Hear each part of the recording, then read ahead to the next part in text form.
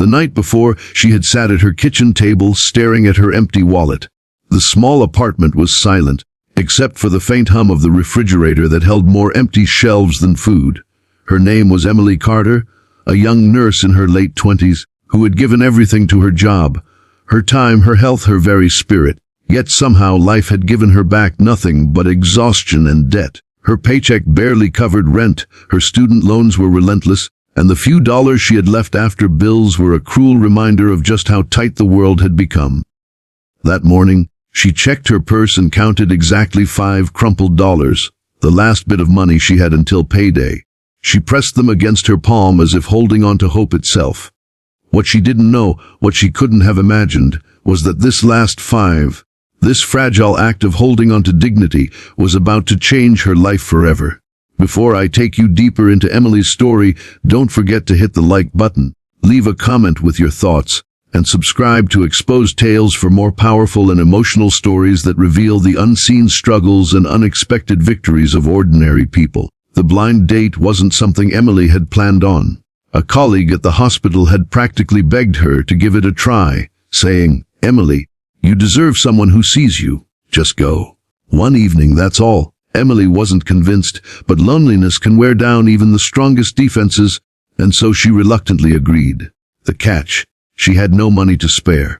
How could she show up for a date when she couldn't even afford dinner? By the time she walked into the cafe that evening, her nerves were buzzing.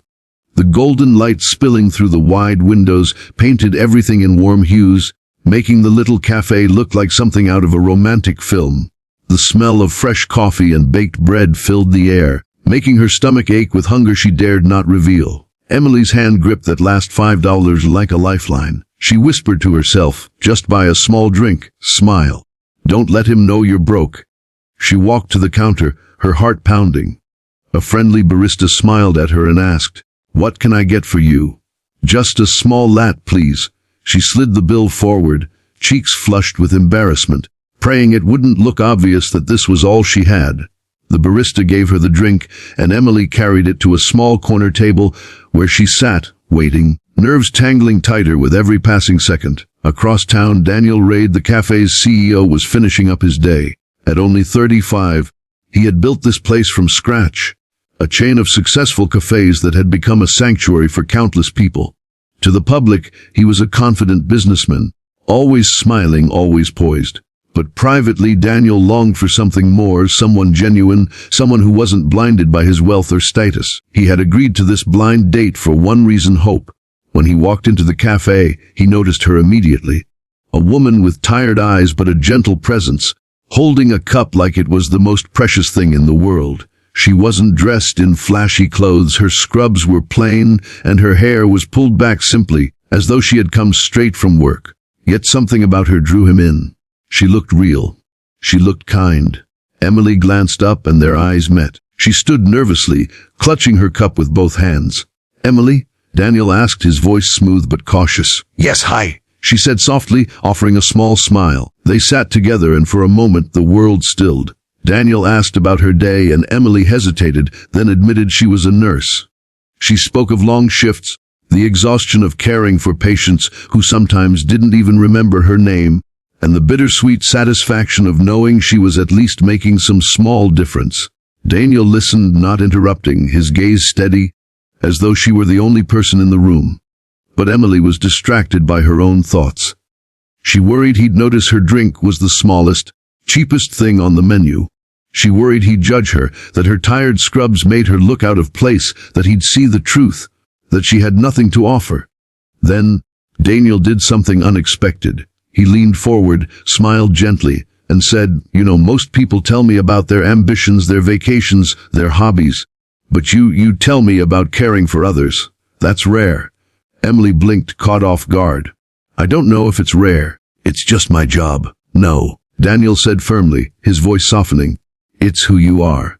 As the evening went on, they spoke of little things, childhood memories, favorite movies, the small joys that made life bearable. Emily found herself laughing, truly laughing, for the first time in months.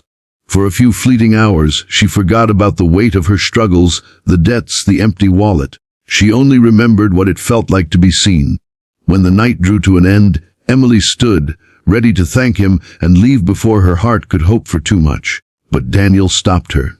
"Emily, before you go, I want to tell you something." His tone shifted, serious yet vulnerable. She looked at him, her brows furrowing. "I'm not just a guy on a blind date. I'm Daniel Raid. I own this cafe." Emily froze, her mouth falling slightly open. The realization hit her like a tidal wave.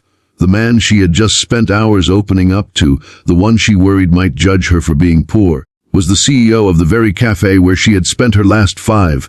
Her face flushed crimson. I didn't know. I'm sorry. I shouldn't."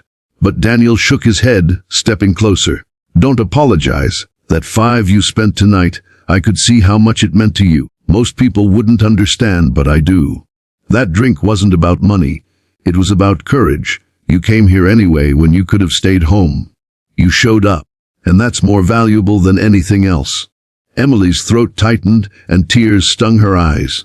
For the first time in a long time, she didn't feel invisible. Daniel smiled gently. "I don't care about your wallet, Emily. I care about your heart, and from where I'm standing, it's priceless." Weeks turned into months, and what began as a blind date blossomed into something deeper. Emily's life didn't magically transform overnight. She still worked long shifts, still fought battles most couldn't see. But with Daniel by her side, she carried a renewed strength, a reminder that even in the darkest of times, a single act of courage, a single 5 hour can change everything.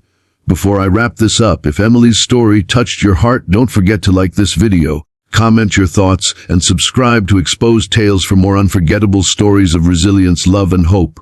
And so, the nurse who gave her last 500 not for luxury, but for dignity, discovered that love doesn't measure wealth or status. It measures courage, kindness, and the willingness to show up even when the odds are against you. Because sometimes the smallest act of faith is all it takes to rewrite a life.